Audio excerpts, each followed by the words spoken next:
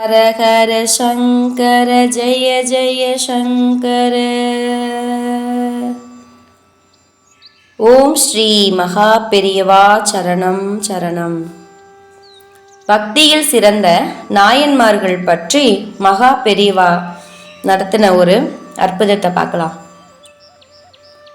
கடவுள் மீது பக்தி செலுத்துவது என்பது நாம் அறிந்ததே.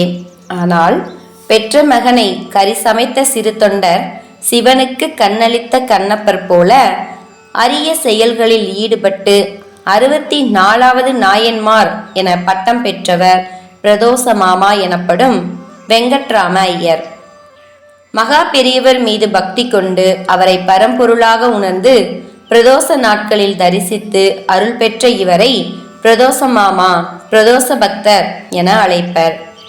ரயில்வே துறையில் பணியாற்றிய அவர் பிரதோஷத்தன்று மகா பெரியவர் எங்கு இருந்தாலும் விடுப்பு எடுத்துக்கொண்டு அங்கு செல்வார். காஞ்சிபுரத்திற்கு அருகில் உள்ள ஓரிக்கையில் உள்ள மகா பெரியவர் கோவில் உருவாக காரணமானவர் இவரே.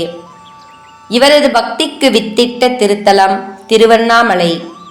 ஞானியர் நாடும் புனித பூமியான இங்கு பிரதோஷ மாமா கிரிவலம் வருவதை வழக்கமாக கொண்டிருந்தார்.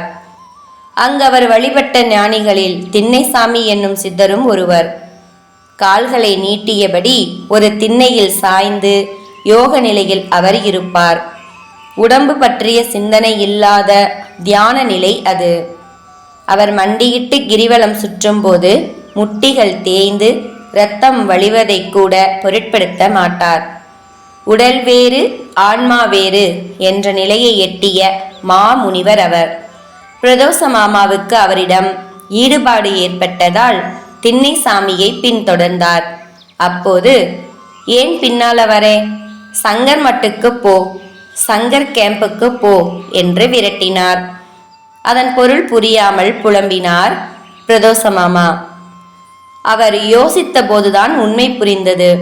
ஆம், ஆதிசங்கரின் அவதாரமான மகா பெரியவாவிடம் சரணடைய சொல்கிறார் என்பது தெரிந்தது. பிரதோஷ மாமா 1952 சென்னை திருவான்மியூர் மருத்தீஸ்வரர் கோவிலில் மகா பெரியவரை முதலில் தரிசித்தார். பெரியவரின் பாதுகையை தனக்கு தர வேண்டும் என கேட்டார். பெரியவரோ தானாக உன்னை தேடி வரும் என வாய் மலர்ந்தருளினார். மகான்களின் வார்த்தை பொய்யாகுமா? தானாகவே தேடி வந்தது பாதுகை. ஒருமுறை சிதம்பரத்தில் பெரியவர் முகாமிட்டிருந்தார். அப்போது அங்கிருந்த RVS சர்மாவை, பிரதோஷ மாமாவின் மூத்த சகோதரர், அழைத்த பெரியவர் தான் நடராஜர் கோயிலுக்கு சென்று திரும்பும் வரை தன் பாதுகையை வைத்திருக்கும்படி தெரிவித்தார்.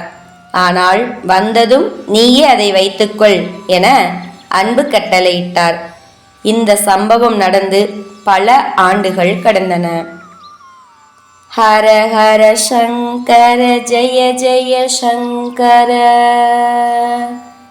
ஓம் ஸ்ரீ மகா பெரியவா சரணம் சரணம்.